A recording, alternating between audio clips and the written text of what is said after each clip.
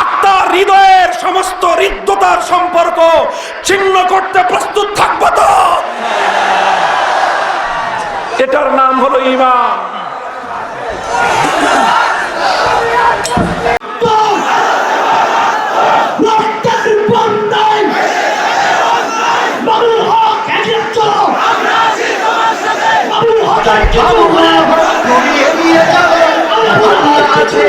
তোমার সাথে তোমার সামান্য ক্ষতি হলে বিদ্রোহের আগুন উঠবে জ্বলে, তাই আল্লাহ আছেন তোমার সাথে। তোমার সামান্য ক্ষতি হলে বিদ্রোহের আগুন উঠবে জ্বলে।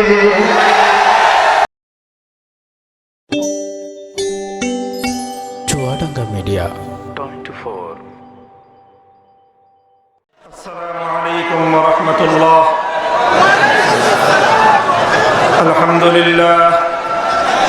আলহামদুলিল্লাহ নাহমাদুহু ওয়া নাস্তাঈনুহু ওয়া নাস্তাগফিরুহু ওয়া নু'মিনু বিহি ওয়া নাতাওয়াক্কালু আলাইহি ওয়া নাশহাদু আন লা ইলাহা ইল্লাল্লাহ ওয়াহদাহু লা শারীকা লাহু ওয়া নাশহাদু আন্না সাইয়্যিদানা ওয়া মাওলানা মুহাম্মাদান আবদুহু ওয়া রাসূলুহু সাল্লাল্লাহু তাআলা আলাইহি ওয়া আলা আলিহি ওয়া আসহাবিহি ওয়া বারাকা ওয়া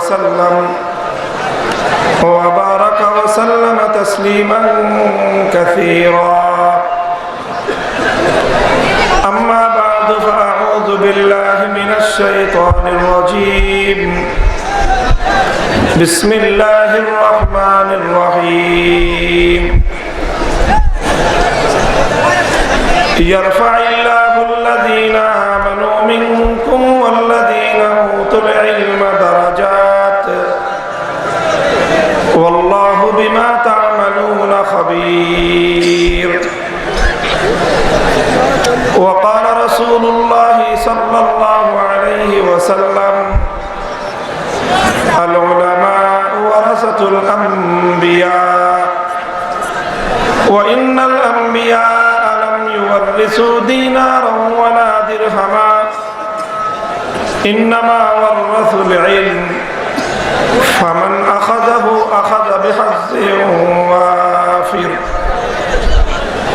بارك الله لنا ولكم في القرآن العظيم ونفعنا وإياكم بالآيات والذكر الحكيم. اللهم صل على محمد وعلى آل محمد كما صليت على إبراهيم وعلى آل إبراهيم إنك حميد مجيد. اللهم بارك على محمد وعلى كما باركت على إبراهيم وعلى آل إبراهيم إنك حميد مجيد. محترم حضرات উলামায়ে কেরাম, সম্মানিত শ্রদ্ধাভাজন মুরব্বী সাহেবান, সুধীবৃন্দ, সমবেত ইসলাম প্রিয়, কোরআন প্রেমিক, নবী প্রেমিক, তাওহীদি মুসলমান ভাই ও বন্ধুগণ, পর্দার অন্তরালে অবস্থানরত আমার সম্মানিত মা ও বোনেরা, বাংলাদেশের এক সীমান্ত শহর চুয়াডাঙ্গার প্রাণ কেন্দ্রে, চুয়াডাঙ্গার জেলা উলামা পরিষদের উদ্যোগে আয়োজিত আজকের এই আজিমুশ-শান ইসলামী মহাসম্মেলনে আল্লাহ পাক রব্বুল আলামিন আমাদেরকে সমবেত হওয়ার তৌফিক দিয়েছেন। আজ চুয়াডাঙ্গা শহর তৌহিদি জনতার পদভারে প্রকম্পিত। শরণাতীত কালের সর্ববৃহৎ ইসলামের পক্ষে সীমান্ত শহরের এই মহাজাগরণ বাংলাদেশের চিন্তাশীল মানুষদের জন্য এক নতুন পয়গাম। যারা এই পয়গাম বুঝতে পারবে, মানুষের এই নীরব বিপ্লবের পদধ্বনি যারা যথাসময়ে অনুধাবন করতে পারবে, তাদের জন্যই মঙ্গল হবে। মানুষের এই জাগরণের মধ্য দিয়ে নীরব এই বিপ্লবের সংবাদ যারা উপলব্ধি করতে যতটা বিলম্ব করবে, নিজেদের পায়ে নিজেরাই কুঠারাঘাত করবে। বাংলার প্রতিটি জনপদে ইসলামের পক্ষে, কোরআনে পাকের পক্ষে, ওলামায়ে কেরামের পক্ষে মানুষের এই বাঁধ ভাঙ্গা জোয়ার একথা আরেকবার প্রমাণ করছে বাংলাদেশের মাটি হলো ইসলামের ঘাঁটি। এদেশে আর কিছু থাক না থাক, ইসলাম থাকবে। বাংলাদেশের স্বাধীনতা এবং ইসলাম ওতপ্রোতভাবে জড়িয়ে আছে। বাংলাদেশের স্বাধীনতা এবং ইসলাম অঙ্গাঅঙ্গিভাবে জড়িয়ে আছে। 7ই মার্চের রেসকোর্সের ময়দানের স্বাধীনতার ঘোষণার সবচেয়ে বড় তাৎপর্যপূর্ণ শব্দ ছিল, তবু এদেশের মানুষকে মুক্ত করে ছাড়বো ইনশাআল্লাহ। যে দেশের নেতা ইনশাআল্লাহর মাধ্যমে স্বাধীনতার ঘোষণা দেয়, যে দেশের মানুষ আল্লাহ পাক রব্বুল আলামিনের শক্তির উপর আস্থা এবং অবিচল বিশ্বাস থেকে মুক্ত এবং স্বাধীন হয়, সে দেশের স্বাধীনতা থেকে ইসলামের নাম বিচ্ছিন্ন করবার ষড়যন্ত্র যদি কেউ করে, সে শুধু ইসলামের দুশমন নয়, সেই হলো স্বাধীনতার দুশমন।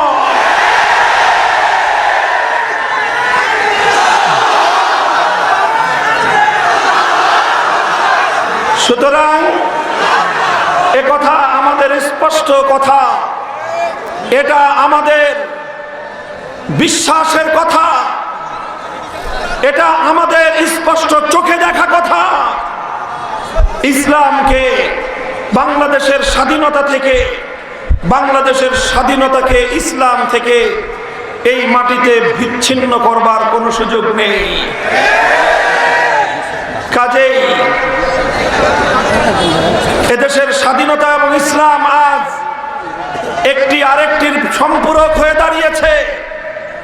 ইসলামকে এদেশ থেকে মাইনাস করবার যদি কোনো চক্রান্ত হয়, 55,000 বর্গ মাইলের শেকড় শুদ্ধ টান দিবে এবং ইসলাম এবং ইসলামী চেতনাই বাংলাদেশের স্বাধীনতার রক্ষা কবচ। আবার বলছি, সচেতন ভাবে বলছি, বুঝে শুনে বলছি, ইসলামের মাটির স্বাধীনতার রক্ষা কবচ। ইসলামের বিরুদ্ধাচরণ করলে তারাই বাংলাদেশের স্বাধীনতার দুশমন বলে বিবেচিত হবে।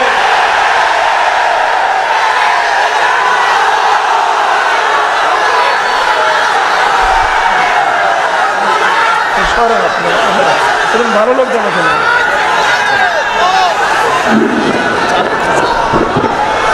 আল্লাহ পাক রব্বুল আলামিন বাংলাদেশের শাসকবর্গ, বাংলাদেশের নীতি নির্ধারণী প্রত্যেকটি মানুষকে, প্রতিটি ফোরামকে, প্রতিটি দায়িত্বশীল মহলকে এই বাস্তবতাটুকু বুঝবার তৌফিক দান করেন। অল্প সময়ে সংক্ষিপ্ত কাটা কাটা কয়েকটি পয়গাম, কয়েকটি সংবাদ, কয়েকটি আহ্বান আমি আপনাদের সম্মুখে রেখে যাব। আজকে চুয়াডাঙ্গার মাটিতে যে ইতিহাস রচিত হলো, মানুষের এই যে জাগরণ, ওলামায়ে কেরামের প্রতি মানুষের এই যে অভূতপূর্ব আস্থা, এতে আলেম সমাজের দায়িত্ব বেড়ে গেছে বহুগুণ। চুয়াডাঙ্গা ওলামা পরিষদের দায়িত্ব বেড়ে গেছে বহুগুণ। এই পঙ্গপালের বাঁধ ভাঙ্গা জনতার স্রোত কোন রাজনৈতিক নেতার পিছনে ছুটে না, কোন রাজনৈতিক দলের জন্য অভূতপূর্ব মানুষের জাগরণ দেখা যায় না। এ জাগরণ আল্লাহর জন্য, এ জাগরণ আল্লাহর দ্বীনের জন্য। সুতরাং জনতার এই পাঁচ বুঝতে হবে, মানুষের আত্মার এই চেতনা, এই প্রেরণাকে ধারণ করে আল্লাহর জমিনে কালেমার পতাকা উড্ডীন করতে হবে। ওলামায়ে কেরাম যদি ঐক্যবদ্ধ থাকেন, ইসলাম আলেম সমাজ যদি যথাযথভাবে দায়িত্ব পালন করেন, ইনশাআল্লাহ বাংলাদেশের আকাশে কালেমার পতাকা উড়বে ইনশাআল্লাহ। মুহতারাম হাজিরিন, আমি পুরা মজমাকে বলতেছি, বহু মানুষ, লক্ষ জনতার এই বিশাল জমায়েত, মাঠে তিল ধারণের ঠাঁই নেই। আপনারা বিভিন্ন গাছপালায় উঠে, বাসাবাড়ির ছাদে উঠে মাহফিলে অংশগ্রহণ করেছেন। সকলের প্রতি আমার বিনীত অনুরোধ থাকব, নিজের এবং অপরের জানমালের নিরাপত্তার দিকে সকলে সতর্ক দৃষ্টি রাখবেন। খবরদার তাড়াহুড়ো করতে গিয়ে অতি আবেগী হয়ে কেউ এমন কিছু করবেন না যাতে কোনো দুর্ঘটনা সংঘটিত হতে পারে। একটি দুর্ঘটনা যদি ঘটে যায়, আমাদের এই বিশাল এই বিজয়, এই মহাজাগরণ সব কিছুই একটা বিষাদে পরিণত হবে, একটা দুঃখজনক শোকের অনুষ্ঠানে পরিণত হবে। আপনারা মঞ্চের ডান দিকে যারা আছেন, মেহেরবানি করে মঞ্চের বাসের সামনে যারা আছেন, হয় বসে পড়ুন, না হয় পেছন দিকে সরে যান, দাঁড়িয়ে থাকেন। আপনারা মেহেরবানি করে এখানে দাঁড়িয়ে থাকবেন না, মানুষের সমস্যা হচ্ছে, কথা বলতে পারতেছি না। আপনারা বসে পড়েন। এই মঞ্চের যে সর্বশেষ যে বাস, এই বাসটার সামনের দিকে কেউ দাঁড়িয়ে থাকবেন না। বসার জায়গা না পাইলে মেহেরবানি করে পিছনে সরে যান, পেছনে সরে যান, পেছনে সরে যান। মানুষকে আপনারা সমস্যায় ফেলবেন না। মানুষজন দীর্ঘ সময় ধরে তারা বসে আছে কথা শুনবার জন্য। আপনারা বিঘ্ন ঘটালে তারা চিৎকার করছে, তাদের চিৎকারের কারণে আলোচনা করতে পারছি না। আপনারা একটু একটু একটু বসেন ভাই, অল্প সময় কথা বলবেন না। মেহেরবানি করে আরেকটা অনুরোধ জানাই, আপনারা মঞ্চ থেকে একটু একটু পিছিয়ে সরান, একটু পিছনে সরে যান, আর একটু তাড়াতাড়ি কম, তাড়াতাড়ি, সময় কম, সময় কম। এই বিশাল মজমা যতক্ষণ এখানে থাকবে, দায়িত্বের বোঝা আমাদের সকলের মাথার উপর। সকলকে নিরাপদে এখান থেকে বিদায় করতে পারার মধ্যে আজকের আমাদের সম্মেলনের কামিয়াবি এবং সফলতা। আমি আবার বলছি, বাস কথা শেষ। এরপরে যা হবে সমস্ত কথাবার্তা হাত দিয়ে হবে। কি দিয়ে হবে? মুখ দিয়ে কেউ কথা বলবেন না, হাতের ইশারায় বলবেন যা বলার। ঠিক আছে কথা? আপনারা এখান থেকে কেউ দাঁড়াবেন না। বেশি সমস্যা হলে বাইরে বের হয়ে যাবেন, কিন্তু এখানে দাঁড়িয়ে থাকার কেউ চেষ্টা করবেন না, ইনশাল্লাহ। ইনশাল্লাহ বলেন। আমি আপনাদের সম্মুখে আল্লাহ রসুল সাল্লাল্লাহু আলাইহি ওয়াসাল্লামের দেখি, আপনাকে না বললাম কথা বলতে, আপনি মাইক দিয়ে কথা বলা শুরু করলেন। মুহতারাম হাজিরিন, এই যে আমরা এখানে জড়ো হয়েছি, একত্রিত হয়েছি, আপনারা উলামায়ে কেরামের প্রতি ভালোবাসা এবং মহব্বত রেখে এখানে এসেছেন। আপনারা আমাকে ভালোবেসেছেন, আমার প্রতি আপনাদের এই ভালোবাসা, আলেম সমাজের প্রতি আপনাদের এই ভালোবাসা, চুয়াডাঙ্গা ওলামা পরিষদের প্রতি আপনাদের এই ভালোবাসা, এটা কোনো ব্যক্তির জন্য নয়, কোনো ব্যক্তির প্রতি অন্ধ ভক্তি বা অন্ধ ভালোবাসা এটা নয়। এই ভালোবাসা এজন্য যে আলেম সমাজ এ জমিনে আল্লাহর দ্বীনের ঝান্ডা সমুন্নত করছে। আমরা হকের কথাগুলো বলছি, এজন্য আপনারা আমাদেরকে ভালোবেসেছেন। আল্লাহ সাক্ষী থাকুন, আপনারাও সাক্ষী থাকেন। যারা আল্লাহর দ্বীনের প্রতি মহব্বত এবং ভালোবাসা রেখে আমাদের প্রতি মহব্বত এবং ভালোবাসা রাখেন, আমরাও আপনাদেরকে ভালোবাসি। আল্লাহ পাক রব্বুল আলামিন আমাদের এই পারস্পরিক মহব্বত এবং ভালোবাসাকে আল্লাহ কবুল করেন। আমাদের এই পারস্পরিক মহব্বত, আন্তরিকতা এবং এই ভালোবাসা, এটা এতটা গভীর, এতটা শক্তিশালী যে পৃথিবীর কোনো ঝড় তুফান এই ভালোবাসার সম্পর্ককে ছিন্ন করতে পারে না। এমনকি কিয়ামতের বিভীষিকাও দুই মুমিনের ঈমানের ভিত্তিতে গড়ে ওঠা ভালোবাসার সম্পর্ককে ছিন্ন করতে পারে না। মুমিনের এই ভালোবাসা দুনিয়াতেও অটুট থাকে, আখিরাতেও অটুট থাকবে ইনশাআল্লাহ। আল্লাহ রাসূল সাল্লাল্লাহু আলাইহি ওয়াসাল্লাম বলেছেন, যে ব্যক্তি আল্লাহর জন্য চারটি কাজ করতে পারবে, যে ব্যক্তি আল্লাহর জন্য চারটি কাজ করতে পারবে, তার ঈমান পরিপূর্ণ হয়ে যাবে। কয় কাজ? মান আহাব্বা লিল্লাহ,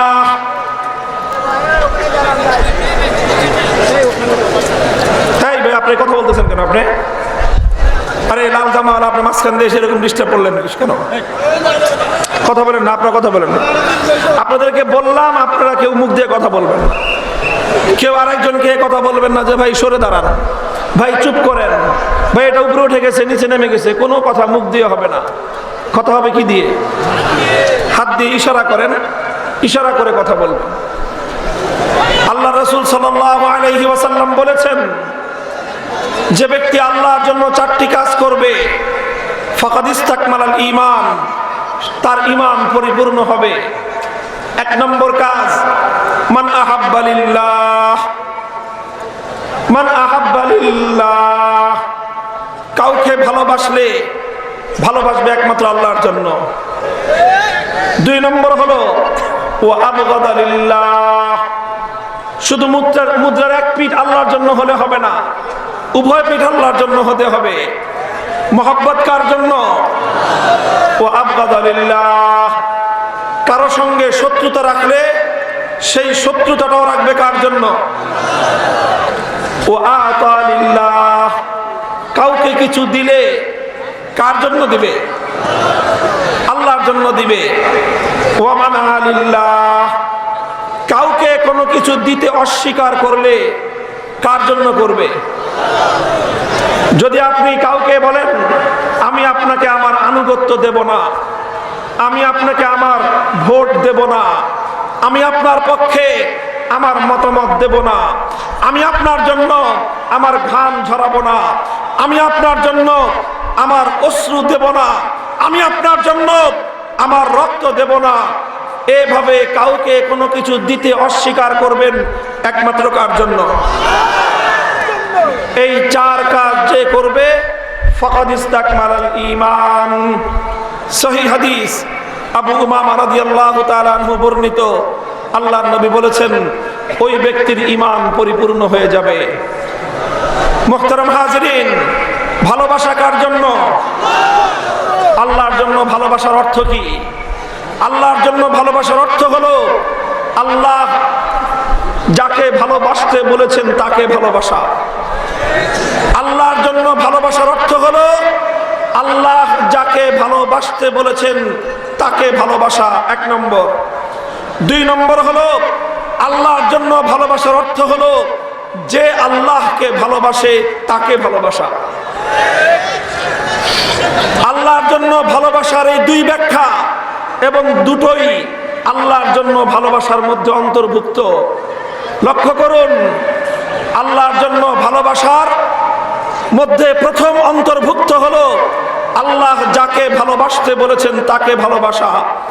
দ্বিতীয় হলো যে আল্লাহকে ভালোবাসে তাকেও ভালোবাসা। এটার নাম হলো আল হুব্বু ফিল্লাহ। এই ভালোবাসার নাম হলো আল্লাহর জন্য ভালোবাসা। বাবাকে ভালোবাসা, কেন বাপকে ভালোবাসতে বলেছেন কে? মাকে ভালোবাসা, কারণ মাকে ভালোবাসতে বলেছেন কে? স্বামী স্ত্রী পরস্পরকে ভালোবাসা, কেন এই ভালোবাসতে বলেছেন কে? সন্তান সন্ততিকে ভালোবাসা, কেন ভালোবাসতে বলেছেন কে? আল্লাহ যাকে ভালোবাসতে বলেছেন তাকে ভালোবাসা, এটা হলো আল্লাহর জন্য প্রথম ভালোবাসা।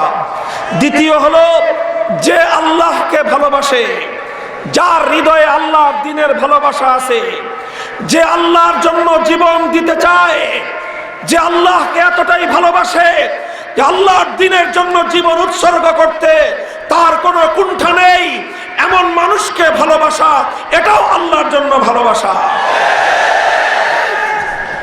আমরা মাকে ভালোবাসি, বাবাকে ভালোবাসি, সন্তানকে ভালোবাসি, স্বামী স্ত্রীকে ভালোবাসি, তার সঙ্গে এই ভালোবাসাটা এখন থেকে আপনারা যুক্ত করবেন। যাকে দেখবেন আল্লাহকে সে ভালোবাসে তাকেও ভালোবাসতে আরম্ভ করবেন। হতে পারে তার সঙ্গে আপনার ব্যক্তিগত কোনো সমস্যা আছে, ব্যক্তিগত কোনো বাদানুবাদ আছে, ব্যক্তিগত কোনো তর্ক বিতর্ক থাকতে পারে, কিন্তু কোনো মানুষ সম্পর্কে যদি আপনার ধারণা হয় যে সে আল্লাহকে ভালোবাসে, সেদিন থেকে আপনিও আপনার হৃদয়ে ওই ব্যক্তির জন্য ভালোবাসাকে লালন করবেন। এটা হবে আল্লাহর জন্য ভালোবাসা। পারবো তো ইনশাআল্লাহ? বন্ধুগণ, ঈমান শুধু আল্লাহর জন্য ভালোবাসার নাম নয়। ঈমান শুধু আল্লাহর জন্য ভালোবাসার নাম নয়। আল্লাহর জন্য ভালোবাসা যেমন ঈমান, ঠিক তদ্রূপ প্রয়োজনের ক্ষেত্রে কারো সঙ্গে শত্রুতা রাখা, কারো সঙ্গে দুশ্মনী রাখা, এটাও রাখতে হবে কার জন্য? শত্রুতা রাখতে হবে আল্লাহর জন্য, দুশ্মনী রাখতে হবে আল্লাহর জন্য। আমাদের এই কথা শুনলেই কিছু মানুষ হতাশ হয়ে পড়ে, কিছু মানুষ তাদের শরীরের মধ্যে অ্যালার্জির উপদ্রব দেখা দেয়। তারা শুধু প্রথম কথাটা শুনতে চায়, তারা শুধু ভালোবাসার পয়গাম শুনতে চায়। তারা আল্লাহর জন্য, আল্লাহর দ্বীনের জন্য কারো সঙ্গে শত্রুতার কথা তারা শুনতে চায় না। তাহলে কি করব আমরা? আমাদের স্পষ্ট পয়গাম হলো, তোমাদের কাছে আমাদের এ কথা ভালো লাগুক কি মন্দ লাগুক, আমরা এ কথা বলেই যাব, কারণ এ কথা আল্লাহর রাসূলের কথা। তোমার পছন্দ হলো কি হলো না সেটা বিবেচনা করার সময় আমাদের নেই। আল্লাহ এবং তার রাসূলের পয়গাম জাতির কাছে আমরা নির্বিঘ্নে পৌঁছে দেব। আমরা আল্লাহর রাসূলের পয়গাম মানব জাতির কাছে, মানুষের কাছে, রাসূলের উম্মতের কাছে পৌঁছে দিতে কোনো রক্তচক্ষুর পরোয়া করব না।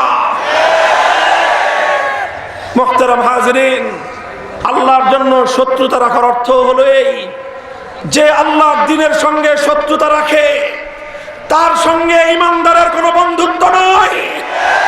যে আল্লাহর দ্বীনের বিরুদ্ধাচরণ করে তার সঙ্গে মুমিনের কোনো বন্ধুত্ব হতে পারে না।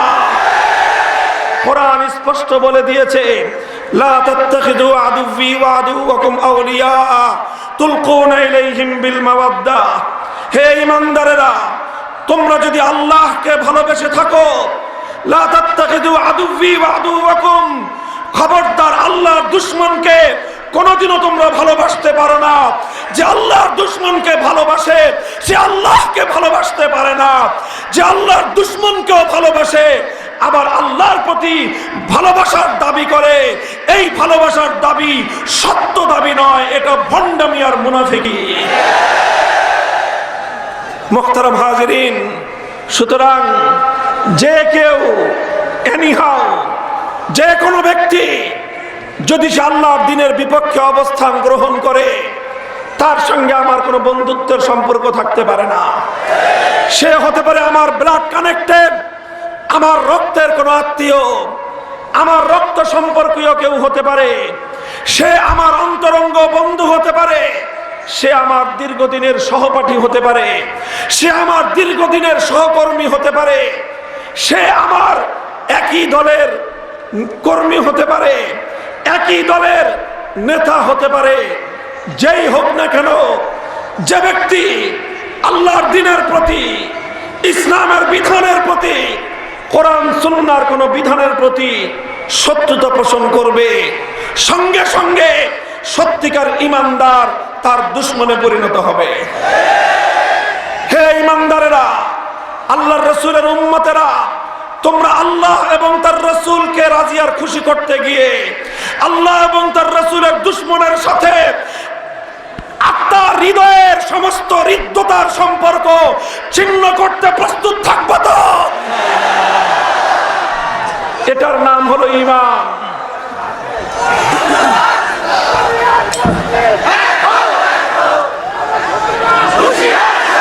আল হুব্বু ফিল্লাহ ওয়াল বুগযু ফিল্লাহি মিনাল ঈমান। রাসূল আকরাম সাল্লাল্লাহু আলাইহি ওয়াসাল্লাম বলেছেন, আল্লাহর জন্য ভালোবাসা এটাও ঈমান। আল্লাহর জন্য ভালোবাসা এটাও ঈমানের অঙ্গ। আবার যে আল্লাহর বিপক্ষে অবস্থান নিবে, আল্লাহর দ্বীনের বিপক্ষে অবস্থান নিবে, তার সঙ্গে শত্রুতা রাখা এটাও ঈমানের অঙ্গ, এটাও ঈমানের অঙ্গ। কাজেই আমরা সবার কাছে আমাদের কথা পরিষ্কার করে দিচ্ছি। পরবর্তীতে কেউ এ কথা বলতে পারবেন না যে হুজুর আপনারা আমাদেরকে দেখলে এত ক্ষিপ্ত হন কেন, আপনাদের সাথে আমাদের শত্রুতা কিসের? শত্রুতা জায়গা জমি নিয়ে নয়, শত্রুতা ব্যবসা বাণিজ্য নিয়ে নয়, শত্রুতা সহায় সম্পদ নিয়ে নয়। আপনি যখন আল্লাহর কোরআনের বিপক্ষে অবস্থান নেবেন, আমার জীবন থাকবে কি থাকবে না পরোয়া করবার সময় নাই। স্পষ্ট ঘোষণা, আপনি আমার জানের দুশমন, আপনি আমার জানের দুশমন।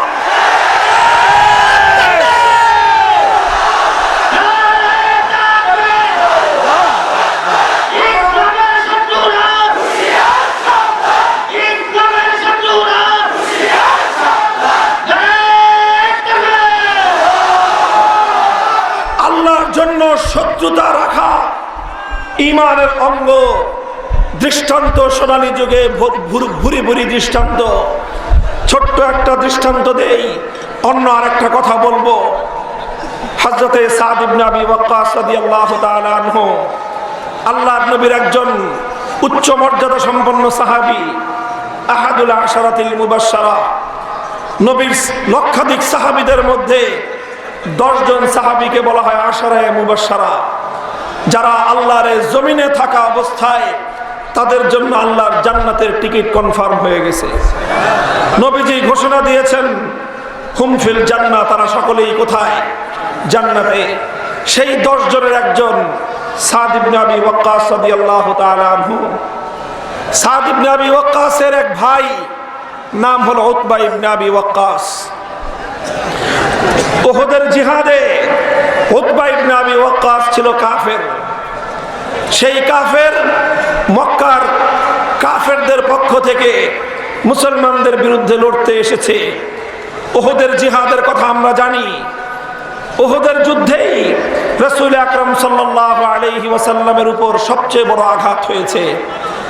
নবীজির মাথায় লোহার হেলমেট ভেঙে কড়াগুলো চোয়ালের হাড় ভেঙে মাথার মধ্যে ঢুকে গিয়েছিল। আল্লাহ নবীর মাথা থেকে রক্ত ঝরতে ঝরতে নবীজি বেহুশ হয়ে মাটিতে পড়ে গিয়েছিলেন। উহুদের জিহাদে আল্লাহ নবীর দন্দান দাঁত পড়ে গিয়েছিল আঘাতে।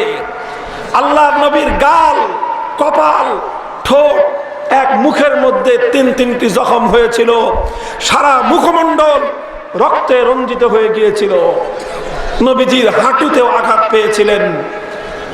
উহুদের জিহাদে নবীজিকে যেই সকল কাফের দুরাচারেরা আক্রমণ করেছিল, যাদের আঘাতে প্যারা নবী সাল্লাল্লাহু আলাইহি ওয়াসাল্লামের পবিত্র শরীর থেকে অকাতরে রক্ত ঝরেছিল, সেই হামলাকারীদের মধ্যে একজন ব্যক্তির নাম হলো উতবা ইবনে আবি ওয়াক্কাস।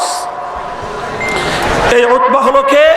সাদ ইবনে আবি ওয়াক্কাস রাদিয়াল্লাহু তাআলা আনহুর আপন ভাই, এক বাবার ঔরসের সন্তান। ভাই হয়ে আল্লাহর নবীকে আঘাত করেছে। নিজের ভাইয়ের হাত আল্লাহর নবীর রক্তে রঞ্জিত হয়েছে। এই কথা শুনবার পর নিজের অপর ভাই ইমানদার সাদ বিন আবি ওয়াক্কাসের প্রতিক্রিয়া কি ছিল, মনোভাব কি ছিল? যেহেতু অপরাধটা আমার ভাই করেছে, সুতরাং আমি এখানে উচ্চবাচ্য না করে নীরব থাকি, এই ছিল মনোভাব। তিনি কি এমন চিন্তা করেছিলেন, যদি বেশি চিৎকার চেঁচামেচি করি তাহলে তো আমার ভাই ধরা পড়বে, সুতরাং আমার ভাইকে বাঁচানোর জন্য আমি এক্ষেত্রে কোনো প্রতিবাদ না করি, কোনো কথা না বলি, এই ছিল ওনার মনোভাব? আল্লাহর কসম খেয়ে বলি, ইতিহাসের পাতা উল্টান, সাদ বিন আবি ওয়াক্কাসের মনোভাব আজও পর্যন্ত ইতিহাসের পাতায় সোনার অক্ষরে বিবৃত হয়েছে। তিনি বলেছিলেন, ওয়াল্লাহ মা হারিস্তু আলা কাতলি আহাদিন হিরসি আলা কাতলি আখি উতবা ইবনে আবি ওয়াক্কাস লিমা ফাআলা বিরাসূলিল্লাহ সাল্লাল্লাহু আলাইহি ওয়াসাল্লাম।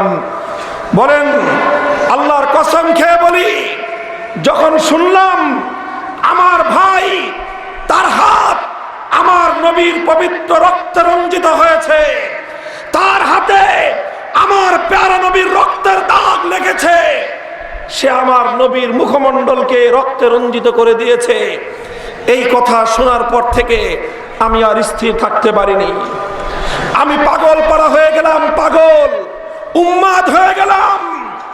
আল্লাহর কসম খেয়ে বলি, আমি আমার জীবনে কোনো মানুষকে খুন করার জন্য এতটা পাগল হইনি, নিজের ভাইকে নিজ হাতে হত্যা করার জন্য যতটা পাগল হয়েছিলাম। কেন কেন? কারণ ভাই হলে কি হবে, ওর হাতে আমার নবীর রক্তের দাগ লেগে আছে। এই সাহাবীর এই আমলের আলোকে, কোরআন এবং হাদিসের আলোকে এই গোটা দক্ষিণবঙ্গের সমস্ত উলামায়ে কেরামের উপস্থিতিতে ফতোয়া জারি করতে চাই, যার হাত আল্লাহর নবীর রক্তে রঞ্জিত হবে, যার জুবান আল্লাহর নবীকে কটাক্ষ করবে, যে মুখ দিয়ে আল্লাহর নবীকে গালি দিবে, যে হাত দিয়ে আল্লাহর নবীর বিরুদ্ধে বিষোদ্গার করবে, তাকে হত্যা করতে চাওয়ার নাম হলো ঈমান।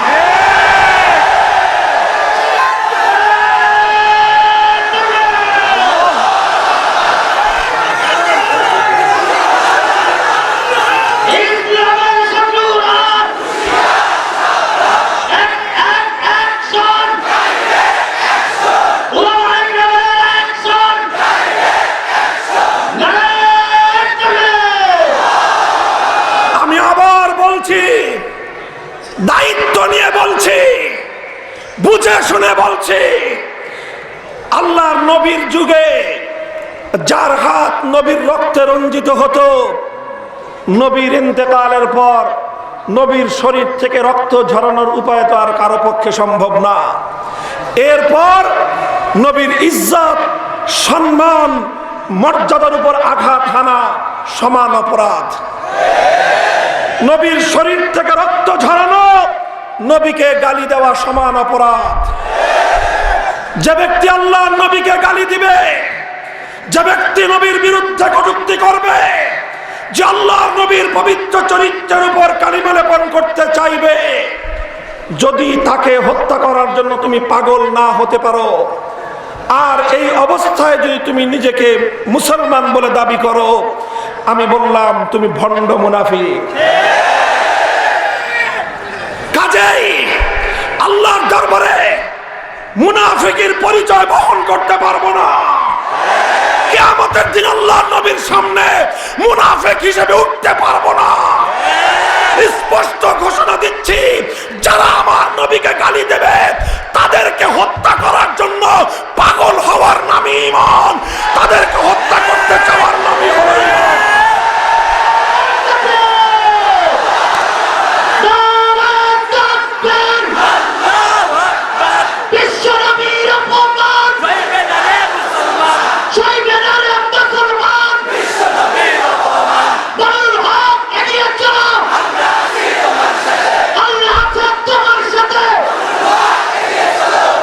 মুহতারাম হাজিরিন, শাতিমে রাসূল মাসআলা বলছি, কোরআন সুন্নাহ ইজমা কিয়াস ইসলামের ইতিহাসের 1400 বছরের সর্বসম্মত মাসআলা বলছি।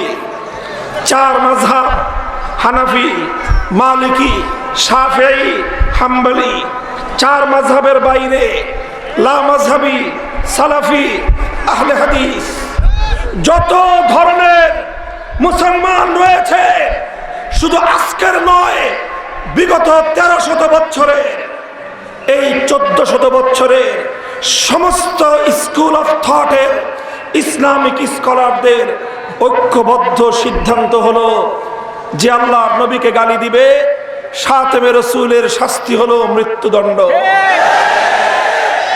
এই মৃত্যুদণ্ড কার্যকর করার দায়িত্ব মুসলমানদের শাসকের। এই মৃত্যুদণ্ড কার্যকর করার দায়িত্ব মুসলমানদের বিচার ব্যবস্থার। এই মৃত্যুদণ্ড কার্যকর করার দায়িত্ব হলো মুসলমানদের আদালতের। আদালত যদি দায়িত্ব পালন না করে, শাসক বর্গ যদি দায়িত্ব পালন না করে, এটা তাদের জন্য লজ্জা এবং কলঙ্কের বিষয়। সুতরাং হে আমাদের শাসক বর্গ, হে আমাদের বিচার ব্যবস্থা, তোমাদের কলঙ্ক মানে গোটা দেশের কলঙ্ক। এই কলঙ্ক থেকে আমরা মুক্তি চাই। এরপর যেই শাতিমে রাসূল নবীর দুশমনের শাস্তি হলো মৃত্যুদণ্ড, কার্যকর করার দায়িত্ব শাসক এবং বিচার ব্যবস্থার। তারা যদি দায়িত্ব পালন না করে, তাদের দায়িত্ব পালন না করার কারণে আল্লাহর রসুলের কোনো আশেক উম্মত, আল্লাহর রসুলের কোনো পাগল উম্মত নবী প্রেমে পাগল হয়ে যদি নবীর সেই দুশ্মনকে খতম করে দেয়, তাহলে এটা তার ব্যর্থতা নয়। এই যে বিচার বহির্ভূত হত্যাকাণ্ডের দায় সেই নবীর পাগল উম্মতের উপর বর্তাবে না। এই ব্যর্থতার দায় নিতে হবে আদালতকে, এই ব্যর্থতার দায় নিতে হবে শাসকবর্গকে। মুহতারাম হাজিরিন, আমি ছোট্ট একটা দৃষ্টান্তের মাধ্যমে আজকের এই উত্তাল সমুদ্রকে বিষয়টা বোঝাতে চাই। প্রশাসনের লোকজন আছেন, আপনারাও আমাদের এই কথাটা সুন্দরভাবে আপনাদের উদ্ধোধন মহলে পৌঁছে দিন। দৃষ্টান্ত স্বরূপ মায়ের সুসন্তান, আমরা আমাদের মায়ের সুসন্তান, কথা বলেন। কোন মায়ের সুসন্তান যদি দেখে তার চোখের সামনে কোন লম্পট তার মায়ের ইজ্জত লুণ্ঠন করার চেষ্টা করছে, সেই অবস্থায় কোন মায়ের সুসন্তান মায়ের ইজ্জত লুণ্ঠিত হওয়ার এই দৃশ্য চেয়ে চেয়ে দেখবে? দেখতে পারবে? মায়ের সুসন্তান মায়ের ইজ্জতের হেফাজতের জন্য সেই কুলাঙ্গার লম্পটকে খতম করে দিবে। এটাই মাতৃদুগ্ধের অধিকার, এটাই মায়ের গর্ভে ধারণ করার অধিকার।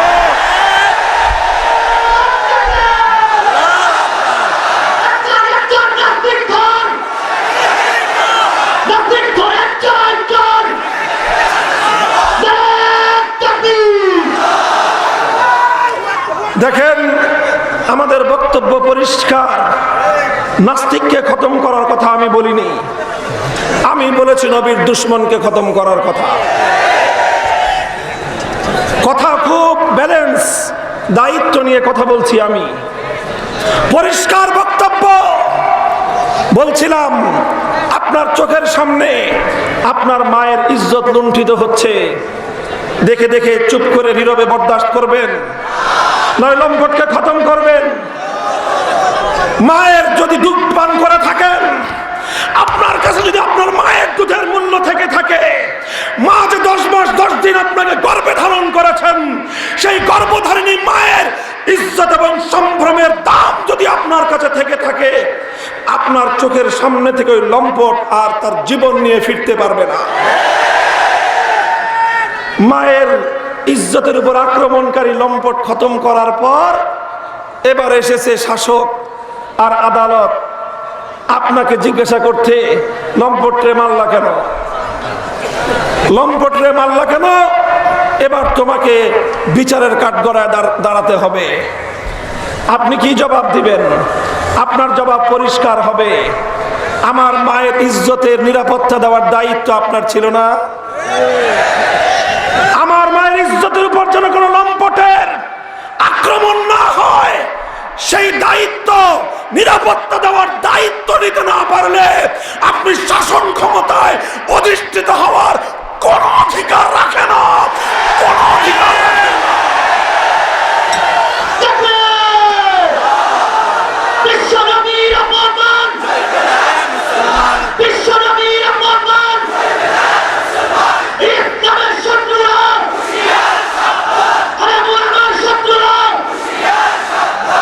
সুতরাং যদি আপনাকে এরপরেও যদি শাস্তি দিতে চায়, সাজা দিতে চায়, তখন স্বাভাবিকভাবেই প্রশ্ন উঠবে যে মায়ের ইজ্জত লুণ্ঠিত হওয়ার সময় তুমি মায়ের ইজ্জতের নিরাপত্তা দিতে পারোনি, এখন মায়ের ইজ্জত রক্ষাকারী সুসন্তানকে শাস্তি দিতে এসেছো, মায়ের ইজ্জত লুণ্ঠিত হওয়ার সময় তুমি কোন চুল ছিঁড়েছিলে? প্লিজ ডোন্ট মাইন্ড, মাফ করবেন, এই ধরনের একটি শব্দ প্রয়োগ করা ছাড়া এখানে আমাদের আর কিছুই করার নেই। দুঃখিত, আমরা এই জায়গাটায় এর চেয়ে ভদ্রচিত কোনো শব্দ প্রয়োগ করার অবকাশ নেই। আমি আপনাদের কাছে জিজ্ঞাসা করতে চাই, একজন মায়ের সন্তানের কাছে তার মায়ের ইজ্জতের মূল্য বেশি, না একজন উম্মতের কাছে তার নবীর ইজ্জতের মূল্য বেশি? আমার কাছে আমার নবীর ইজ্জতের দাম আমার লক্ষ কোটি মা বাবার ইজ্জত ইজ্জতের চেয়ে দাম বেশি।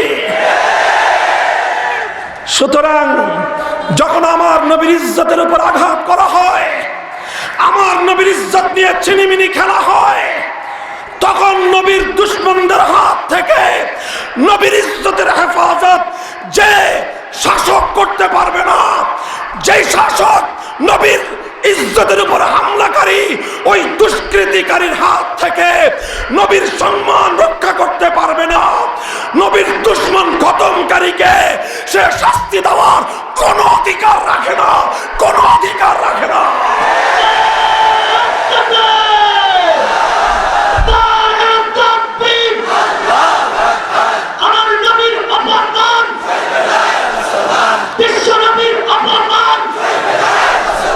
সুতরাং 2013 সালে আল্লামা আহমদ শফীর এটাই ছিল মূল কথা। এদেশের মানুষ আল্লামা আহমদ শফীর পিছনে পঙ্গপালের মতো ছুটেছিল, বাদ ভাঙ্গা জোয়ার ছুটেছিল তার দিকে। ব্যক্তি আল্লামা আহমদ শফীর মুখমণ্ডলের দিকে তাকিয়ে নয়, এটা ছিল তিনি আল্লাহর নবীর ইজ্জতের হেফাজতের ডাক দিয়েছিলেন। বাংলার তৌহিদি জনতা সে ডাকে জীবনের মায়া তুচ্ছ করে ছুটে গিয়েছিল, বুকের রক্ত দিয়ে জমিনকে সিঞ্চিত করেছিল, সমস্ত কলঙ্কের দাগ থেকে স্বাধীন বাংলার মাতৃভূমিকে রক্ত দিয়ে, শাহাদাতের পবিত্র রক্ত দিয়ে ধুয়ে মুছে পরিষ্কার করেছিল।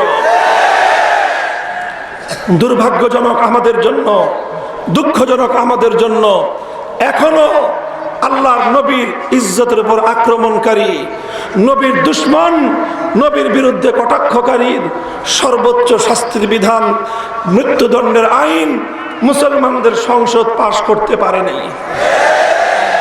এটা সংসদের জন্য কলঙ্ক, এটা সংসদের জন্য ব্যর্থতা। আমরা পরিষ্কার বলি, আমাদের ধমনীতে যতদিন রক্তের প্রবাহ আছে, আমাদের হৃদয়ে যতদিন স্পন্দন আছে, আমাদের দেহে যতদিন প্রাণ আছে, আল্লাহ নবীর ইজ্জতের হেফাজতের জন্য নবীর দুশমনের বিরুদ্ধে আমরা সর্বোচ্চ শাস্তি মৃত্যুদণ্ডের আইন চাই, মৃত্যুদণ্ডের আইন চাই, মৃত্যুদণ্ডের আইন চাই।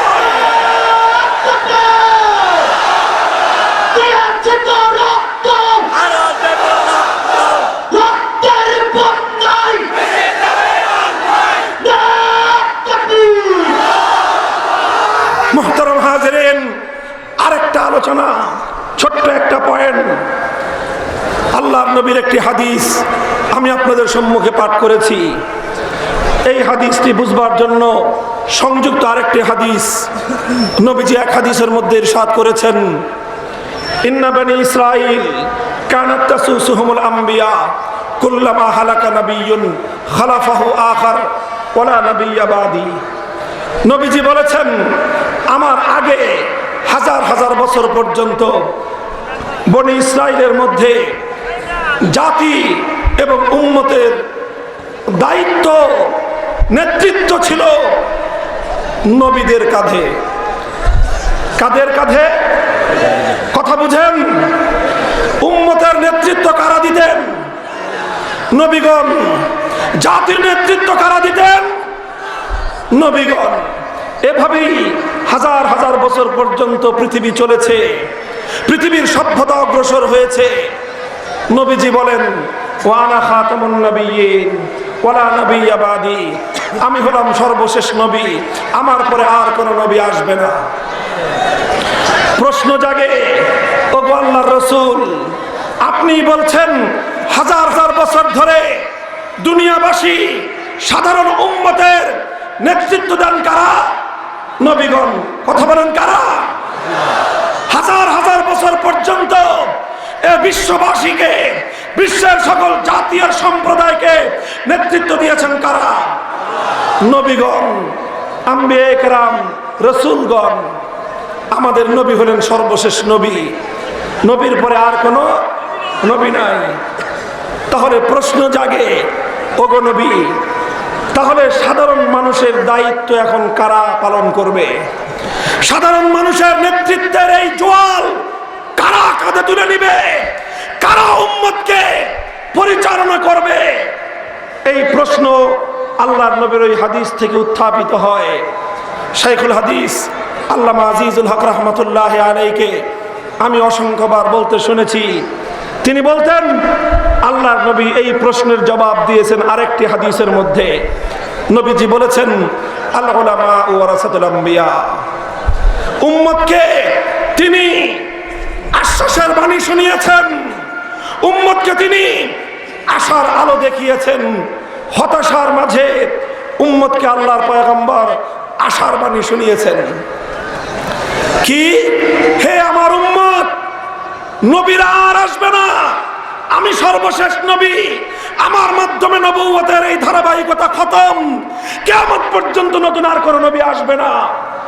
তবে তোমাদের নেতৃত্ব দিবে কে? তোমাদেরকে পরিচালনা করবে কে? ভয়ের কোনো কারণ নেই, হতাশার কোনো কারণ নেই। নবীরা না আসলে কি হবে? কিয়ামত পর্যন্ত নবীগণের পক্ষ থেকে তাদের উত্তরাধিকারী হিসেবে আলেম সমাজ উম্মতের দায়িত্ব পালন করবে, উম্মতের নেতৃত্বের দায়িত্ব তাদের কাঁধে তারা তুলে নেবে। মুহতারাম হাজিরিন, খুব লক্ষ্য করে বুঝেন, আল্লাহর নবী এই হাদিসের মাধ্যমে উম্মতের সাধারণ জনতার প্রতি একটা বার্তা দিয়েছেন, আর উম্মতের আলেম সমাজের প্রতি আরেকটা বার্তা দিয়েছেন। দুটো বার্তা পরিষ্কার বুঝে নিন। উম্মতের সাধারণ জনগণের প্রতি আল্লাহর নবীর বার্তা হলো, হে আমার উম্মতের সাধারণ জনগণ, যারা তোমরা আলেম না, যারা তোমরা আলেম না, শিক্ষিত হও, অশিক্ষিত হও, সরকারি চাকরিজীবী হও, ব্যবসায়ী হও, প্রশাসনের কর্মকর্তা হও, রাজনীতিবিদ হও, তোমাদের সকলের জন্য নবীজির বার্তা হলো এই, নবী আর আসবে না, কিন্তু নবীদের দায়িত্ব পালন করবেন আলেম সমাজ। সুতরাং আল্লাহর নবী থাকলে যেভাবে নবীর আনুগত্য করতে, নবী থাকলে যেভাবে নবীর কথা শুনতে, নবী থাকলে যেভাবে নবীর অনুসরণ করতে, নবীর অবর্তমানে উম্মতের আলেম সমাজ ঐক্যবদ্ধভাবে তোমাদেরকে যে দিক নির্দেশনা দিবেন, সেটাই তোমাদের অনুসরণ করা জরুরি। মুহতারাম হাজিরিন, এটাও জরুরি কথা। উম্মতের আলেমরা যখন কোনো বিষয়ে এক এক আলেম এক এক বক্তব্য দেয়, সেই বক্তব্য ঐক্যবদ্ধ হয় না, সেটার দায়িত্ব ইসলামের নয়, সেটা যার যার দায়িত্ব সেই আলেমের। কিন্তু কোন বক্তব্য যদি উম্মতের সকল আলেম ঐক্যবদ্ধ হয়ে দেয়, তাহলে সেই বক্তব্য, সেই সিদ্ধান্ত, সেটা শুধু আলেমের বক্তব্য নয়, এটা কোনো আলেমের সিদ্ধান্ত নয়। যেই বক্তব্য আর সিদ্ধান্ত সমস্ত আলেম সমাজ ঐক্যবদ্ধ হয়ে দিবে কোরআন হাদিসের ফয়সালা অনুযায়ী, সেটাই আল্লাহর সিদ্ধান্ত, সেটাই ইসলামের বক্তব্য। সুতরাং উম্মতের সমস্ত আলেমরা যখন একমত হয়ে কোনো কথা বলবে, সেটা ইসলামের বক্তব্য হবে।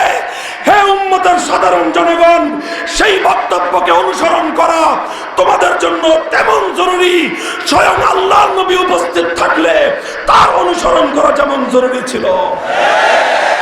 আমি লক্ষ জনতার এই বিশাল জনসমুদ্রের কাছে প্রশ্ন রাখতে চাই, উম্মতের আলেমগণ যদি ঐক্যবদ্ধ হয়ে আপনাদেরকে কোনো ডাক দেন, উম্মতের আলেমগণ যদি একমত হয়ে কোনো সিদ্ধান্ত দেন, সেই সিদ্ধান্ত মানার জন্য প্রস্তুত থাকবেন তো?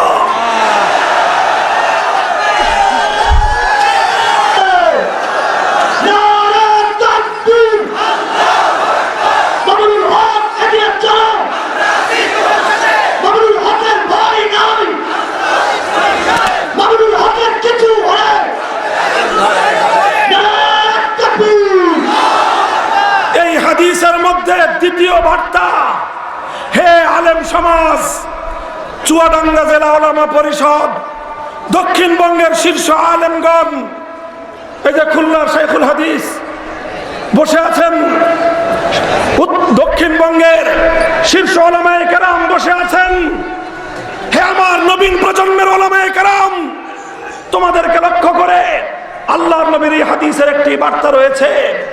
সেই বার্তা হলো, আলেম হওয়ার অর্থ কোনো খেতাব ধারণ করা নয়। আলেম হওয়া এটা 10টা ডিগ্রির মতো শুধু সনদ অর্জন করা নয়। আলেম হওয়ার অর্থ শুধু একটা লকব আর একটা খেতাব ব্যবহার করবা। আলেম হওয়ার অর্থ শুধু এটা নয়, বরং আলেম হওয়ার অর্থ হলো আল্লাহর নবীর পরে নবীর উত্তরাধিকারের দায়িত্বের জোয়ান নিজের কাঁধে তুলে নেওয়া। সুতরাং আলেমদের দায়িত্ব হলো উম্মতকে যে কোনো ক্রান্তিকালে সঠিক পথ দেখানো, উম্মতকে যে কোনো পরিস্থিতিতে হক এবং হক্কানিয়তের পথে পরিচালিত করা, উম্মতকে সঠিক পথের দিশা দেওয়া, সেটা উম্মতের আলেমদের দায়িত্ব। সে দায়িত্ব যদি সরলভাবে পালন করা যায়, উম্মতের আলেমদেরকে সে দায়িত্ব সরলভাবে পালন করতে হবে।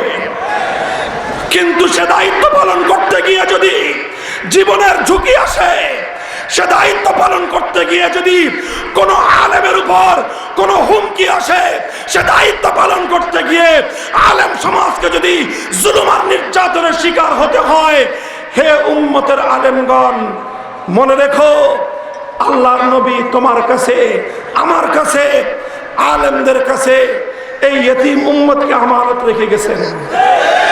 কথা বলেন। আল্লাহর নবী তিনি নিজেই বলেছেন, ইন্নামা আনা লাকুম মিসলাল ওয়ালিদি লিওয়ালাদিহি, হে আমার উম্মত, আমি হলাম তোমাদের জন্য পিতার মতো। কার মতো? সহিহ হাদিস, বুখারীর হাদিস। পিতার মৃত্যুর পরে সন্তান ইতিম হয়ে যায়। সুতরাং আল্লাহর নবীর ইন্তেকালের পর উম্মত ইতিম হয়েছে। এই ইতিম উম্মতের দায়িত্ব আল্লাহর নবী উম্মতের আলেমদের হাতে সুপর্দ করে গিয়েছেন। সুতরাং হে আলেম সমাজ, হুঁশিয়ার, কিয়ামতের দিন আল্লাহর নবীর এই ইতিম উম্মতের সঙ্গে তোমরা কি আচরণ করেছো? এই ইতিম উম্মতকে সরল সঠিক পথে রাখবার জন্য কি দায়িত্ব পালন করেছো? এই ইতিম উম্মতকে হকের পথ দেখাতে কি ভূমিকা পালন করেছো? আল্লাহর নবীর আদালতে দাঁড়িয়ে জবাবদিহিতা করতে হবে। সুতরাং এই উম্মতের জন্য উম্মতের আলেমদেরকে রাতের অন্ধকারে চোখের অশ্রু দিয়ে উম্মতের জন্য হেদায়েতের কামনা করতে হবে। শুধু অশ্রু দিয়ে, শুধু রাতের বেলা দোয়া করলেই হয়ে যাবে না। রাতের বেলায় অশ্রু ছেড়ে আল্লাহর নিকট উম্মতের হেদায়েতের জন্য ফরিয়াদ করতে হবে। এরপর উম্মতকে সঠিক পথে পরিচালিত করবার জন্য দিনভর মাথার ঘাম পায়ে ফেলে পরিশ্রম করতে হবে। এরপরে মনে রাখবে, 1400 বছরের ইতিহাস, উম্মতের আলেমরা শুধু অশ্রু আর ঘাম দিয়ে তাদের দায়িত্ব পালন শেষ করতে পারে না। আবার বলছি, শুধু অশ্রু আর ঘাম দিয়ে উম্মতের আলেমদের দায়িত্ব পালন শেষ হয় না। অনেক সময় পরিস্থিতির তৈরি হয়, অনেক সময় পরিবেশ তৈরি হয়। চোখের অশ্রু আর মাথার ঘাম ফলানোর পাশাপাশি প্রয়োজনে বুকের তাজা রক্ত দিতে হয়, বুকের তাজা রক্ত দিতে হয়।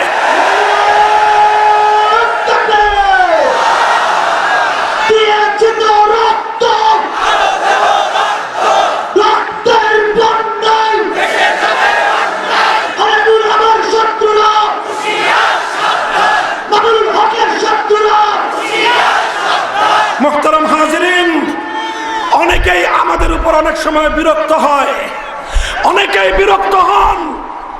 আল্লাহর নবীর খতমে নবুয়তের বিরোধিতা করে কাদিয়ানীরা। অনেকেই বলে আমাদের তো কোনো সমস্যা নাই, হুজুরদের এত সমস্যা কি? নবী কি খালি হুজুরদের নাকি? আমাদের তো নবী, আমাদের যদি সমস্যা না হয় হুজুরদের সমস্যাটা কি? অনেকে বলে, আচ্ছা আল্লাহর কোরআনের বিরুদ্ধে যদি আইন তৈরি হয়, যারা আইন করেছে এটা তাদের ব্যাপার, আমরা সাধারণ মানুষ, আমাদের তো কোনো সমস্যা নাই, হুজুরদের সমস্যা কি?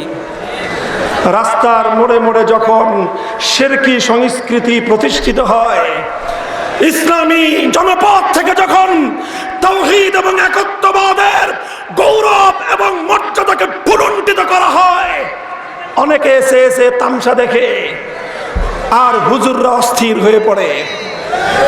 তখন তারা প্রশ্ন করে, এই মামুনুল হক সাহেবের সমস্যা কি? এই হুজুরদের সমস্যা কি? বুঝো না হুজুরদের সমস্যাটা কি? বুঝো না আমাদের সমস্যাটা কি? আমাদের সমস্যা হলো আমাদেরকে আল্লাহ এবং তার রসুলের কাছে জবাব দিতে হবে। শাহজালাল মুজাররদি আমানি এদেশে এসেছিলেন তাওহীদের ঝান্ডা সমুন্নত করতে, শিরকের সমস্ত অপবিত্রতাকে সেই সুরমা নদীতে ভাসিয়ে দিতে। এভাবেই হাজার বছর ধরে উম্মতের আলেম সমাজ আল্লাহর দ্বীনের ঝান্ডা সমুন্নত করতে গিয়ে রক্ত দিয়েছেন, জীবন দিয়েছেন। রক্ত দেওয়ার কথা শুনলে অনেকে আবার আরে হুজুররা খালি রক্ত রক্ত বলে কেন? খালি রক্ত তো বলি নাই আমি। প্রথমে কি বলেছি? অশ্রু দিতে বলেছি। কি বলেছি? কাঁদবেন কাঁদবেন। আল্লাহর দরবারে শেষ রজনীতে আলেমরা উম্মতের হেদায়েতের জন্য কান্নাকাটি করবে। 1 নম্বর চোখের অশ্রু দিবে। 2 নম্বর কি বলেছি? ঘাম দিতে বলেছি, ঘাম ঝরানো পরিশ্রম করবে। এরপর কি বলেছি? রক্ত আর ঘামে যদি কাজ না হয়, রক্ত আর ঘামে যদি কাজ না হয়, আল্লাহর নামের 1000 বার শপথ করে বলছি, উম্মতের দায়িত্বের আমানত পালন করবার জন্য শুধু নিজে নয়, নিজের পুত্র পরিজন সন্তান সন্ততিকে হাসি মুখে শাহাদাতের পথে কোরবান করে দিতে আমরা প্রস্তুত।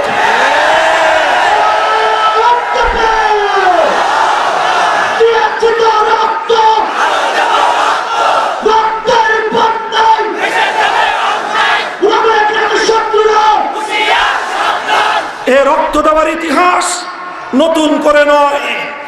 ইসলামের 4 মাযহাবের 4 ইমামের 3 জন, 4 ইমামের 3 জন, ইমাম আবু হানিফা, ইমাম মালিক, ইমাম আহমদ ইবনে হাম্বল, সময়ের অত্যাচারী জালিমের কারণে তাদেরকে রক্ত দিতে হয়েছে, তাদেরকে জুলুম এবং নির্যাতনের শিকার হতে হয়েছে। করুণ ইতিহাস। উম্মতের আলেমগণ যুগে যুগে এই উম্মতের জন্য কত ত্যাগ আর কোরবানি স্বীকার করেছেন। ইমাম আবু হানিফা কারাগারে বন্দী হয়েছেন। এখানেই শেষ নয়, বিষ প্রয়োগ করে ইমাম আবু হানিফাকে হত্যা করা হয়েছে। ইমাম আহমদ ইবনে হাম্বল প্রতিদিন তাকে বেত্রাঘাত করা হতো, আর প্রতিদিনের বেত্রাঘাতে তার শরীর থেকে রক্তের স্রোত প্রবাহিত হতো। শাসক বলতো আহমদ আমার কথা মেনে নাও, তাহলে তোমাকে আমি ছেড়ে দেব, আর না হয় এভাবেই তোমাকে চাবুক দিয়ে পেটাতে পেটাতে তোমাকে খতম করে ফেলবো, মুক্তি পাবে না।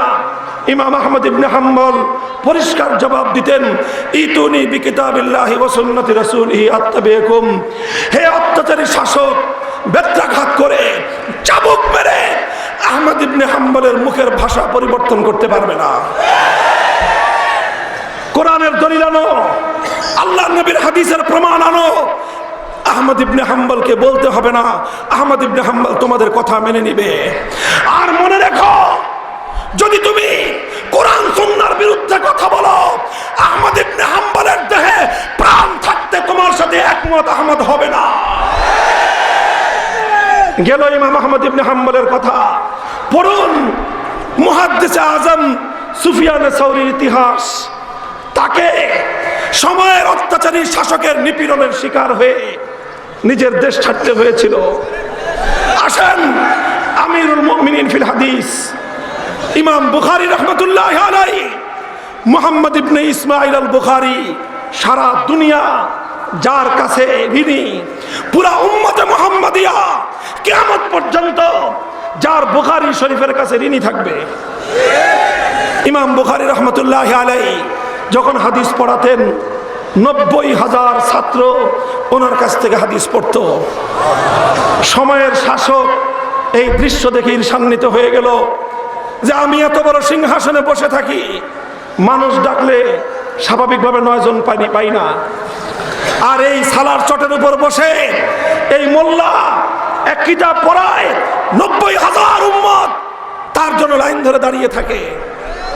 ঈর্ষান্বিত হয়ে ইমাম বুখারীর প্রতি সে ফরমান জারি করলো, হে মুহাম্মদ ইবনে ইসমাঈল, আগামীকাল থেকে তুমি আমার শাহী মহলে এসে আমার সন্তানদেরকে তোমার এই কিতাব পড়িয়ে যাবে। তুমি আসবা, কিতাব পড়াবা, যত টাকা লাগে আমি তোমাকে টাকা দিব। ইমাম বুখারী চিন্তা করলেন, সময়ের শাসক টাকা দিয়ে ইমাম বুখারীর কল্লা কিনতে চায়। ইমাম বুখারী চিন্তা করলেন, এখন যদি আমি বাদশার বাড়িতে গিয়ে আল্লাহর নবীর হাদিস ফেরি করে বেড়াই, আল্লাহর নবীর হাদিসের টিউটরি করি আর টিউশনি করি, কিয়ামত পর্যন্ত আলেম সমাজের মাথা বাদশাদের সামনে নত হয়ে যাবে। ইমাম বুখারী পরিষ্কার পয়গাম লিখে দিলেন, হে শাসক, তোমার সন্তান যদি আমার কাছে পড়তে হয় তাহলে 90,000 মানুষ যেভাবে আমার সামনে মাটিতে বসে সেরা সেরা চাটাইয়ের উপর বসে সালার চটের উপর বসে যেভাবে পড়ে, তোমার রাজপুত্রকেও এভাবেই পড়তে হবে। ইন্নী লা উযিল্লুল ইলম ওয়ালা আহমিলুহু ইলা বাবিল উমারা, ইন্নী লা উযিল্লুল ইলম ওয়ালা আহমিলুহু ইলা বাবিল উমারা। আমি আল্লাহর নবীর হাদিসের এই ইলমকে অপমান করতে পারবো না। আমি এই ইলমের সম্মান নিয়ে কোন রাজ দরবারে টিউটরি করতে পারবো না। রাজা ক্ষিপ্ত হয়ে গেল, বললে এত বড় কথা, আমি অফার করলাম আমার বাড়িতে এসে পড়ায় যাবে। ইমাম বুখারী আসতে চাইল না। সময়ের শাসক ক্ষিপ্ত হলো, রুষ্ট হলো, ইমাম বুখারীর বিরুদ্ধে ষড়যন্ত্র শুরু করলো। ইমাম বুখারী রাহমাতুল্লাহি আলাইহি ছাত্রদেরকে হাদিস পড়ান। শাসকের পক্ষ থেকে লোক এসে জিজ্ঞাসা করে, হুজুর পড়াইতেছেন, বাদশার পারমিশন আছে? পারমিশন আছে? অনুমতি নিছেন বাদশার? এই সমস্ত কথা বলে ইমাম বুখারীর হাদিসের দর্স এবং হাদিসের শিক্ষা বিঘ্ন ঘটাতে শুরু করলো। মনে করেছিল চাপ দিলে ইমাম বুখারী বাদশার কাছে মাথা নত করে দিবেন। ইমাম বুখারী চিন্তা করলেন, এই যুগে যদি আমি বাদশার এই উৎপীড়ন, তার এই হয়রানির সামনে যদি আমি মাথা নত করে দেই, কিয়ামত পর্যন্ত উম্মতের আলেমদের মাথা নত হয়ে যাবে। তিনি চিন্তা করলেন, মাদ্রাসা বন্ধ হতে পারে, দেশ ছাড়তে পারি, জীবন দিতে পারি, আসমানি ওহীর ইলমের এই আমানত, এই আমানতের গৌরব ভুলুণ্ঠিত হতে দেব না। ইমাম বুখারী বললেন, মাদ্রাসা বন্ধ করে দাও, মাদ্রাসা বন্ধ করে দাও, বুখারীর মাথা নত করতে পারবে না। ইমাম বুখারীকে দেশ ছাড়তে হলো। সেই ইতিহাসের সুপ্রসিদ্ধ নগর বুখারা, যেই বুখারায় ইমাম বুখারীর জন্ম, ওনার অবস্থান, ওনার সারা জীবন কেটেছে, মাতৃভূমি থেকে তাকে দেশান্তরিত হতে হলো। চলে গেলেন।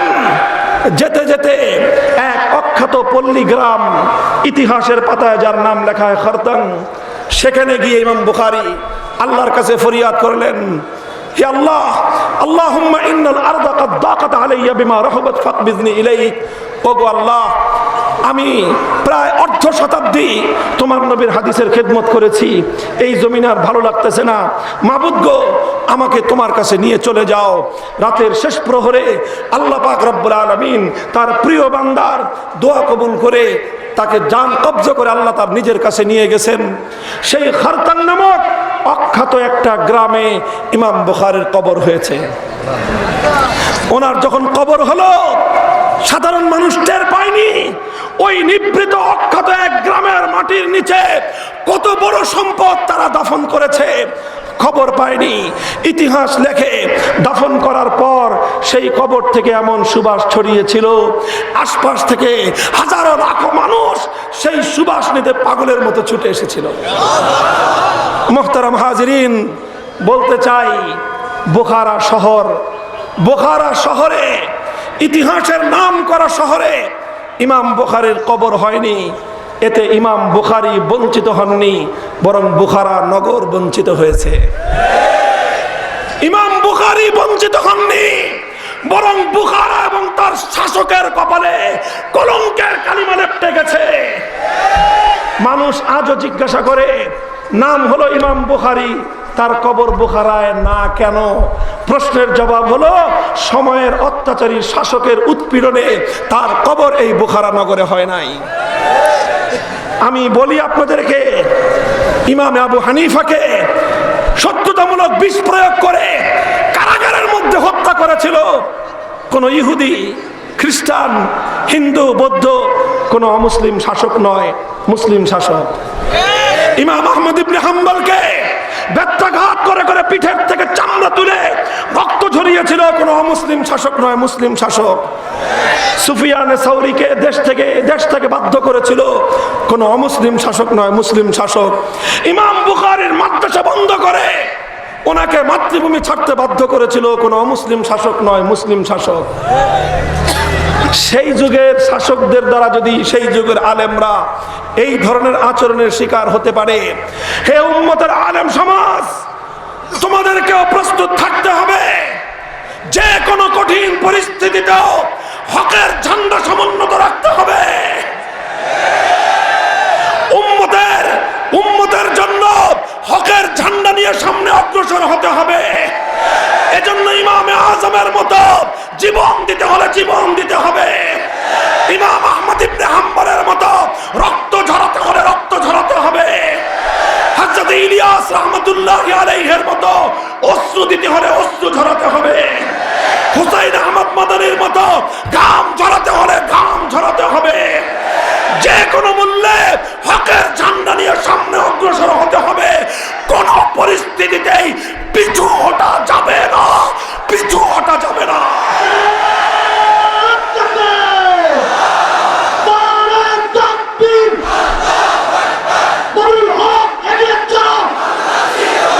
আলহামদুলিল্লাহ, আলেম সমাজ, ভয়ের কোনো কারণ নাই। হে উম্মতে মুহাম্মাদিয়া, ভয়ের কোনো কারণ নাই। আল্লাহ নবী সুসংবাদ দিয়ে গেছেন, লা তাযালু তাইফাতুম মিন উম্মতি মানসুরিন আলাল হক লা ইয়াদুররুহুম মান খাযালাহুম হাত্তা ইয়াতি আমরুল্লাহ। তোমরা যখন তাওহীদের পক্ষে থাকবা, তোমরা যখন হকের পক্ষে থাকবা, তোমরা যখন ইসলামের পক্ষে থাকবা, শুধুমাত্র তোমরা একটা শপথ করো, রাজি করবে একজনকে। রাজি করবা কয়জনকে? খবরদার, খবরদার, কোন শাসককে, কোন বড় লোককে, কোন শিল্পপতিকে, কোন রাজনীতিবিদদেরকে, কোন নেতাকে, কোন প্রশাসনের কর্মকর্তাদেরকে খুশি করবার জন্য আল্লাহর দ্বীনের কোন হক কথা গোপন করবে না। একটা শপথ নাও। হে আলেম সমাজ, এক শপথ নাও। এক শপথ, কাউকে খুশি করতে গিয়ে আল্লাহর দ্বীনের হক কথা গোপন করব না। এতে কি আসবে? জেল আসবে। সেই জেলকে নিজের জন্য জীবনের সৌভাগ্যের বার্তা মনে করো। জুলুম আসবে, সেই জুলুমকে গলার মালা হিসেবে বরণ করে নাও। ফাঁসি কাস্টে ঝুলতে হবে, সেই ফাঁসির মঞ্চকে জান্নাতের সিঁড়ি ভেবে নাও। রক্ত দিতে হবে, সে রক্তই তোমার জন্য জান্নাতের উসিলা হবে। আর এভাবে যদি উম্মতের আলেম সমাজ হকের ঝান্ডা নিয়ে মাথা উঁচু করে দাঁড়িয়ে যেতে পারে, আল্লাহর সাহায্য অবশ্যই আসবে। ইন তানসুরুল্লাহ ইয়ানসুরকুম। জালেম এবং বাতিল শক্তি তোমাদের সামনে মাথা নত করে দেবে। দেখো, তোমাদের এক ভাই অল্প কিছু মানুষ নিয়ে তাওহীদের পক্ষে দাঁড়িয়ে গিয়েছিল। টেকনাফ থেকে তেতুলিয়া কত আস্ফালন দেখেছি। টেকনাফ থেকে তেতুলিয়া কত উন্মত্ততা দেখেছি। টেকনাফ থেকে তেতুলিয়া শিরকের পক্ষে কত চিৎকার চেঁচামেচি দেখেছি। আলহামদুলিল্লাহ, বুকে বিশ্বাস ছিল, আস্থা ছিল, তাওহীদের ঝান্ডা নিয়ে দাঁড়িয়েছি। তোমরা শিরকের পক্ষে যত বড় শক্তি থাকুক না কেন, তাওহীদের পক্ষে আল্লাহর শক্তি আছে। শিরকের পক্ষকেই পরাজিত হতে হবে, তাওহীদের পক্ষই বিজয়ী হবে। হয়েছে কি হয় নাই? আবার বলো, হয়েছে কি হয় নাই? কাজী এভাবেই চুয়াডাঙ্গা জেলা উলামা পরিষদ দায়িত্বশীলতার সাথে কাজ করবেন। প্রশাসনের কাছে জবাবদিহিতা করবেন। সরকারের কাছে নিজেদের কাজের স্বচ্ছতা বজায় রাখবো। আর এভাবে আল্লাহর কোরআন এবং নবীর সুন্নাহর পথে অবিচল থাকবো। স্বচ্ছতা বজায় রাখার পরেও, জবাবদিহিতা করবার পরেও যদি আল্লাহর দ্বীনের কাজে প্রতিবন্ধকতা তৈরি করা হয়, মাথায় কাফনের কাপড় বেঁধে রাস্তায় নামতে হবে, রাজপথে নামতে হবে।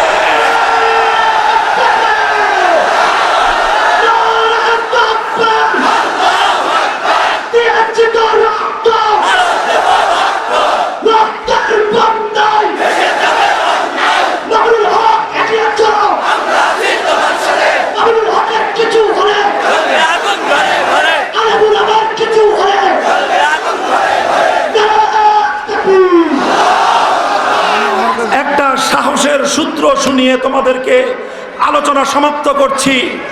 সাহসের সূত্র, সাহসের মূল মন্ত্র শুনিয়ে যাই। হযরত ওমর বলতেন ইয়া রাসূলুল্লাহ আলাসনা আলাল হাক্কি ওয়া হুম আলাল বাতিল, আমরা হকের পক্ষে ওরা বাতিলের পক্ষে। আলাইসা কাতলানা ফিল জান্নাতি ওয়া কাতলাহুম ফিন নার, হকের পথে থেকে মৃত্যুবরণ করলে আমরা কি জান্নাতে যাব না? বাতিলের পক্ষে থেকে যে মরবে ওর ঠিকানা কি জাহান্নাম হবে না? তাহলে হে ইমানদার, ভয় কিসের? ও যদি বাতিলের পক্ষ হয়ে নতি স্বীকার করতে না পারে, তুমি হকের পক্ষে কেন নতি স্বীকার করবা? ও মরলে যাবে জাহান্নামে, ও মরলে পূর্বে জাহান্নামের আগুনে। ও যদি মাথা নত করতে না পারে, তুমি জান্নাতের মেহমান হয়ে কেন মাথা নত করবা? কেন মাথা নত করবা? কাজেই আল্লাহর দ্বীনের জন্য আমরা কথা বলবো, কোন ব্যক্তি স্বার্থে নয়, কোন আলেম হালুয়া রুটির লোভে নয়, ব্যক্তি স্বার্থে নয়, কারো রাজনৈতিক হাতিয়ার হওয়ার জন্য নয়, কারো রাজনৈতিক এজেন্ডা বাস্তবায়নের জন্য নয়। কথা বলবো একমাত্র কাকে রাজি করতে, একমাত্র কার দিনকে বিজয়ী করতে। তুমি যখন আল্লাহর দ্বীনের পক্ষে, তুমি যখন হকের পক্ষে, এবার যে তোমার বিপক্ষে দাঁড়াবে কোনো ভয় নেই। লড়াইয়ের ময়দানে নামো, লড়াইয়ের ময়দানে নামো, বিজয় তোমার পদচুম্বন করবে ইনশাআল্লাহ। নাসরুম মিনাল্লাহি ওয়া ফাতহুন করিম, নাসরুম মিনাল্লাহি ওয়া ফাতহুন করিম, নাসরুম মিনাল্লাহি ওয়া ফাতহুন করিম। ওয়া আখিরু দাওয়ানা আলহামদুলিল্লাহি রাব্বিল আলামিন।